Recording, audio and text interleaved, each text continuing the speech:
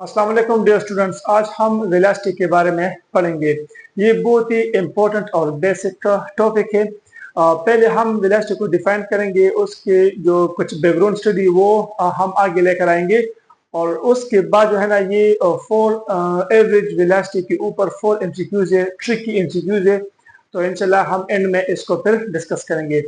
तो सबसे पहले हम वेलोसिटी को इस तरह डिफाइन करते हैं कि हमारे पास rate of change and displacement is called velocity. Simple words में और मैथमेटिकल फॉर्म में हम कुछ इस तरह रिप्रेजेंट करते हैं वेलोसिटी को। हमारे पास velocity is equal to change and displacement with respect to time. ये हमारे पास वेलोसिटी के लिए इसका इक्वेशन है और इसका मैथमेटिकल फॉर्म भी है। अच्छा, हमारे पास इसमें कुछ फ्यू टर्म जो है ना, हमारे पास वेलोसिटी ये वेक्टर क्वांटिटी है। ये तो आप लोग को पता भी है, यहाँ पर इस एरो से ये पता भी चलता है कि हमारे पास वेलोसिटी है वेक्टर क्वांटिटी की। इसको हम डिस्प्लेसमेंट के जरिए रिप्रेजेंट करते हैं, डिस्प्लेसमेंट के चेंज की वजह से। ठीक है। सेकंड थिंग जो है ना, हमारे पास वेलोसिटी नंबर फर्स्ट ये है वेक्टर।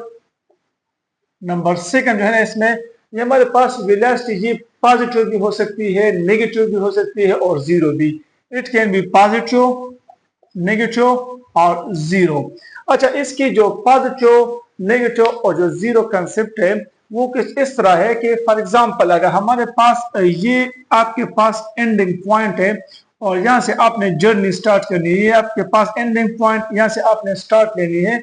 अगर आप इस डायरेक्शन की तरफ जाएंगे, मतलब अगर अपने एंडिंग पॉइंट की तरफ स्ट्रेट जाएंगे, तो इस केस में आपकी वेलोसिटी पॉजिटिव होगी। ठीक है, क्योंकि आप जो है ना अपने पॉइंट की तरफ जा रहे हैं। लेकिन अगर आपको पता चल गया या किसी ने आपको बताया कि आपने इस पॉइंट तक आना है और आप क्या करें, आप इस पॉइंट से आगे चले जाए, मतलब आप जो है ना आपने डायरेक्शन को गलत किया या आप इस डायरेक्शन के बजाय इस पॉइंट को पहुंचने के लिए आप बिल्कुल पीछे की तरफ चले जाए उलट डायरेक्शन में, तो इस केस में आपकी वेलोसिटी फिर नेगेटिव हो जाएगी। क्योंकि हमारे पास वेलोसिटी डायरेक्शन पर डिपेंड करती है कि आपने किस तरफ जाना है, ये मैटर करता है। अगर आपने इस डायरेक्शन में जाना है और आप पीछे की तरफ चले गए, या आपने आगे की तरफ जाना है और आप पीछे की तरफ चले गए, अगर आप मोटर कार में बैठे हैं और मोटर कार को आपने आगे लेकर जाना है लेकिन आपने रिवर्स गियर लगा दिया और आप पीछे की तरफ जा रहे हो, तो इस केस में आपकी फिर वेलोसिटी नेगेटिव कंसीडर होगी। ठीक है। और जीरो अगर आपकी डिस्प्लेसमेंट में चेंज ही नहीं आ रहा, तो इस केस में आपकी वेलोसिटी फिर नेगेटिव होगी। ठीक है।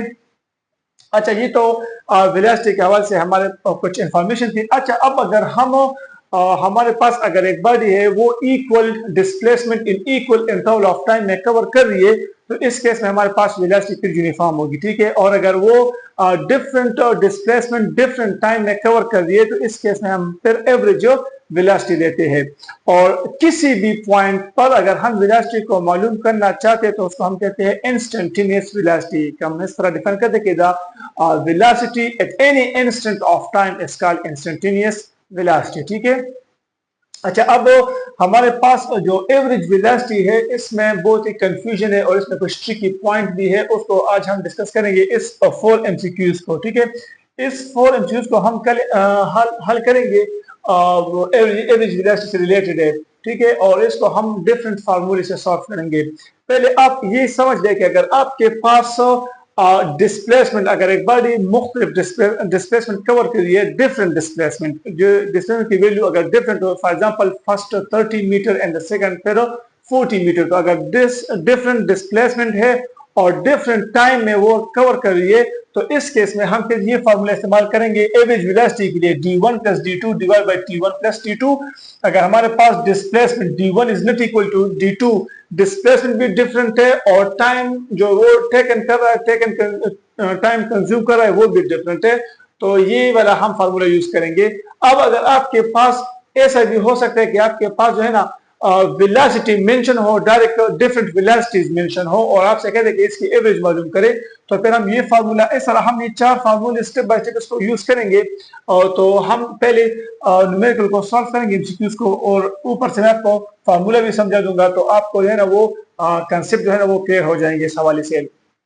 पहले आते हैं, a body covers 50 metre displacement in 4 second. ठीक है। पहले जो फर्स्ट ये आपके पास पहला डिस्प्लेसमेंट हो गया, देखिए ये आपके पास d1 हो गया। ठीक है। 50 मीटर डिस्प्लेसमेंट इन 4 सेकंड, ये आपका t1 हो गया। ठीक है। फिर कहते हैं कि दिन कवर्स 100 मीटर, इन 6 सेकंड। ये आपका d2 हो गया और ये आपका टाइम t2 हो गया, ठीक है। It's average velocity will be, यहाँ पर आप देखें कि d1 और d2 ये भी डिफरेंट है, टाइम t1 और t2 ये भी डिफरेंट है, ठीक है। डिस्प्लेसमेंट आपको मेंशन है लेकिन डिफरेंट टाइम में। आपसे पूछे कि इसकी एवरेज वेलोसिटी क्या होगी, तो हम इस फार्मूले को यूज करेंगे, यहाँ पर हम इस फार्मूले को यूज करेंगे। तो देखें d1 प्लस d2 तो 50, ये फर्स्ट एमसीक्यू है हमारे पास, नंबर फर्स्ट। तो 50 प्लस 100, ठीक है, 50 डिवाइड बाय 4 प्लस 6, 4 प्लस 6, ये फार्मूला है d1 plus d2 divide by t1 plus t2 average के लिए। तो हमारे पास 150 और divide by 10 is equal to 15 metre पर सेकंड। इस केस में आपका जो एवरेज वेलोसिटी है वो है 15 मीटर पर सेकंड। ये फर्स्ट एमसीक्यू के लिए, ठीक है। सेकंड एमसीक्यू वो है a body is moving 30 meter per second for first hour and then 15 meter per second for next 2 hour। देखिए यहां पर आपके पास दो वेलोसिटीज गिवन है, ये v1, ये आपके पास v2, two different velocities given है। And the second one is कि पहले में कि फर्स्ट आवर t1 को देखे first hour and next 2 hour, पहले घंटे में उसने इतना जो है ना वो वेलोसिटी, इस वेलोसिटी के साथ वो जा रहा था। फिर जो नेक्स्ट 2 आवर्स थे, मतलब अगर एक बंदा 1 बजे शुरू हो गया तो 1 बजे से लेके 2 बजे तक जो है ना वो इतनी स्पीड से जा रहा था, और फिर 2 बजे के बाद 2 से लेके 3 और 3 से फिर 4, तो 2 घंटे जो है ना वो उसने वो फिर इस वेलोसिटी के साथ जा रहा था। तो यहाँ पर आपके पास वेलोसिटी भी डिफरेंट है और आपके पास टाइम जो है ना वो भी डिफरेंट है। तो इस केस में हम फिर ये फार्मूला इस्तेमाल करेंगे, ठीक है। तो अब आप आते हैं नंबर सेकंड की तरफ, ठीक है। तो यहाँ पर v1 t1, ये v1 और ये आपके पास t1, ठीक है। तो डायरेक्ट वैल्यू लिखते हैं, तो 30 इंटू 1, t1 आपके पास है 1 आवर प्लस, अब यहाँ पर v2 वो है 15 और कितना टाइम लिया 2 hours divide by t1 plus t2 तो 1 आवर 2 आवर। अच्छा ये ऊपर 30 फिर अगेन 30 डिवाइड बाय 3 तो is equal to 60 divide by 3, इससे आते हैं 20 मीटर पर सेकंड। तो इस केस में आपका जो आंसर है वो है 20 मीटर पर सेकंड, ठीक है। अच्छा अब हमने इसको सेकंड फार्मूले से सॉल्व किया। अब बात है थर्ड एमसीक्यूज की तरफ। A car is moving with velocity of 10 meter per second for first hour and then 20 meter per second for next hour। यहाँ पर आप देखिए, यहाँ पर आपके पास वेलोसिटी तो डिफरेंट है, ये आपके पास वेलोसिटी v1, ये आपके पास वेलोसिटी v2, वेलोसिटी तो डिफरेंट है लेकिन टाइम को देखिए, फर्स्ट आवर में इतनी स्पीड से जा रहा है और नेक्स्ट आवर में इतनी स्पीड से। तो मतलब ये कि आपके पास टाइम इस केस में सेम है, पहले 1 घंटे में एक स्पीड और फिर दूसरे घंटे में दूसरा स्पीड। तो सिर्फ स्पीड जो है ना वो वेलोसिटी आपके पास डिफरेंट है और टाइम आपके पास सेम है। तो अगर आपके पास वेलोसिटी सेम डिफरेंट है और टाइम सेम है तो इस केस में हम सिंपल एवरेज देंगे।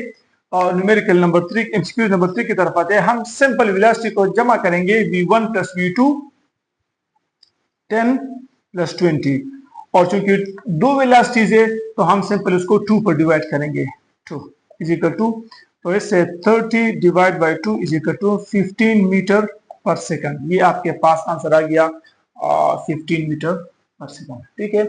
असल में मसला ये कि हमने बस यही एक बात हमारे जहन में कि हमारे पास जो एवरेज वेलोसिटी है उसको हम कुछ इस तरह डिफाइन करते हैं, हमारे पास total displacement divide by total time taken.